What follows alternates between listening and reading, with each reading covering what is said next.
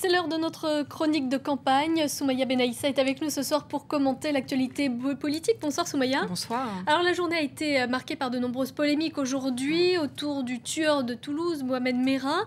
Il était apparemment dans les fichiers de la DCRI depuis longtemps. Pourquoi n'a-t-il pas été interpellé plus tôt? Effectivement, c'est la critique du jour, la critique essentielle. Comment se fait-il que cet apprenti terroriste devenu terroriste après la tragédie de Toulouse et de Montauban ait pu échapper aux mailles du filet de la DCRI? On a entendu ça toute la journée. Comment est-il possible qu'ils aient sous-estimé son potentiel de dangerosité? Le premier à avoir pointé cette faille, eh bien, on ne s'y attendait pas, c'est Alain Juppé, hier, donc membre de la majorité ministre des Affaires étrangères, qui disait qu'il pouvait comprendre qu'on se pose cette question. Eh bien, peut-être que ce qu'il ne savait pas, Alain Juppé, c'est qu'il rendait un peu service aux socialistes. On les sentait un peu gênés aux entournures. Vous savez qu'on leur reproche souvent leur angélisme, leur laxisme sur ces questions de sécurité et de terrorisme. Eh bien, avec cette question des failles, ils peuvent répondre aujourd'hui. D'ailleurs, François Rebsamen, aujourd'hui, dans une interview du Monde, dit « Je pose la même question qu'Alain Juppé. Y a-t-il eu une faille dans les services, dans les services du renseignement ?» Eh bien, aujourd'hui, les autorités ont doublement répondu à leur manière aussi. Bernard Squarcini, dans une interview du Monde, répond qu'il ne pouvait pas aller plus vite sur l'affaire Merah. Et François Fillon évoque également cet argument. On l'a entendu à la radio ce matin et on va l'écouter tout de suite. Le fait d'appartenir à une organisation salafiste n'est pas en soi un délit. Il ne faut pas mélanger le fondamentalisme religieux et le terrorisme, même si naturellement nous connaissons bien les liens qui unissent les deux. Non, il n'y avait aucun élément permettant d'appréhender Mohamed Merah. Ce qu'on peut noter aussi, c'est que cette polémique sur la DCRI n'a pas été endiguée par les annonces faites par Nicolas Sarkozy de renforcer l'arsenal pénal. Certains jugent même ça un peu hâtif, improvisé, comme à son habitude. Et Marine Le Pen évoque la totale absurdité de certaines de ces mesures. On l'écoute.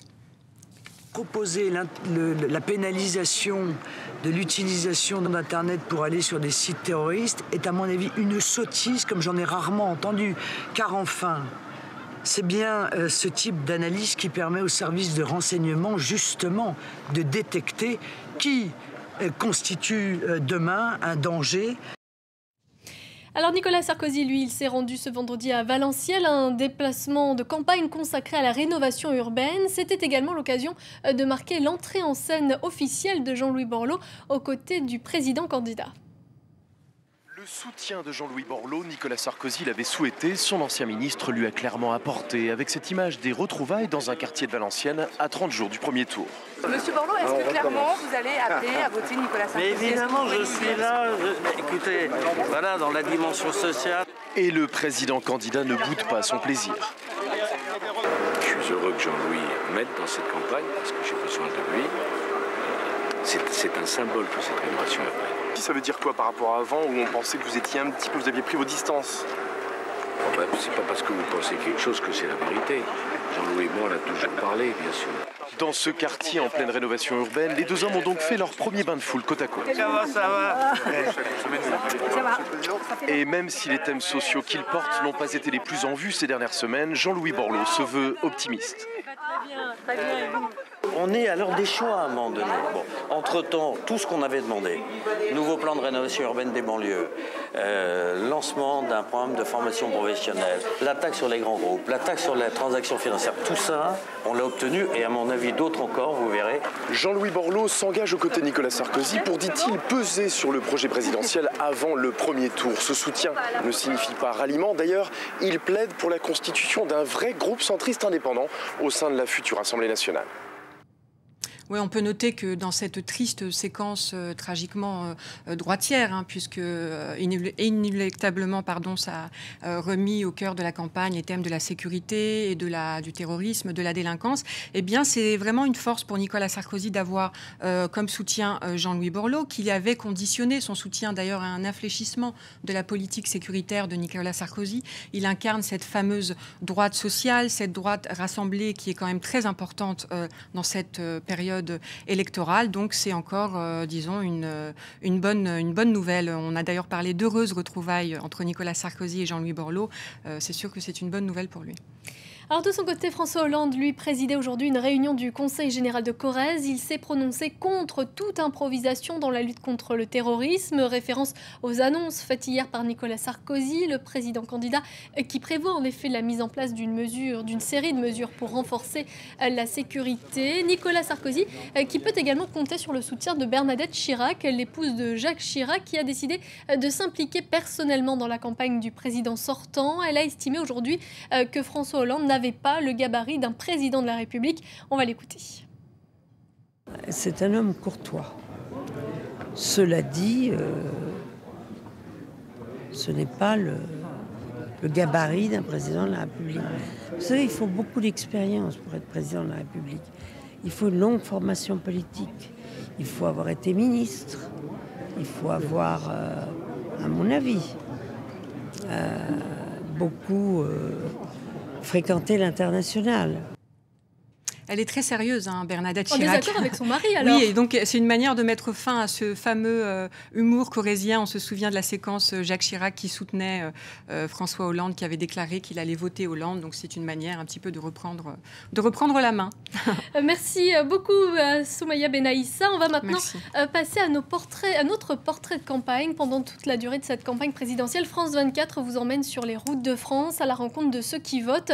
C'est dans la banlieue de Lyon que nous nous rendons aujourd'hui, très exactement à Francheville. Jérôme Vivenza y est postier. Il appelle à un droit de regard des salariés dans la gestion de leur entreprise. C'est un reportage signé Nathalie Touré et Bertrand Saliou. Oui, bonjour madame, c'est le facteur, j'ai à recommander. Depuis 12 ans, tous les matins, 6 jours sur 7, Jérôme distribue le courrier dans ses allées. Être facteur, pour lui, c'est avant tout jouer un rôle de service au public. Or, il estime que les récentes réformes au sein de la Poste vont dans le sens contraire.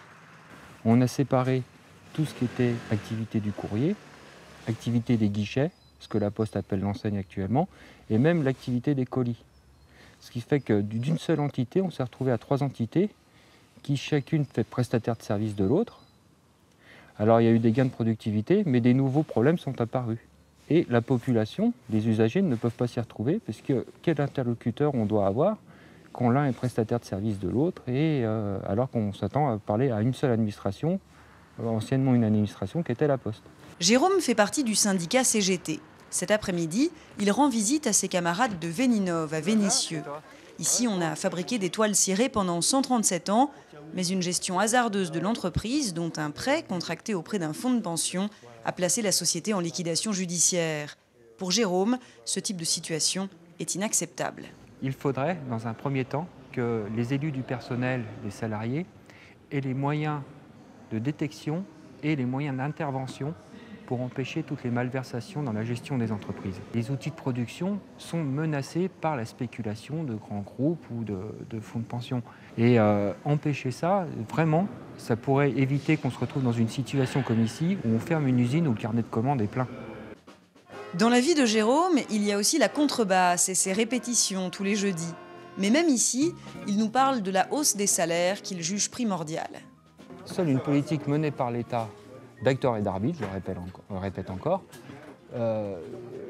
peut générer une augmentation massive des salaires, tout en gardant une compétitivité des entreprises, et ensuite créer une réaction en chaîne qui va faire des augmentations de salaires, des augmentations de cotisations sociales, qui vont alimenter les caisses sociales, qui vont relancer la consommation et relancer la croissance.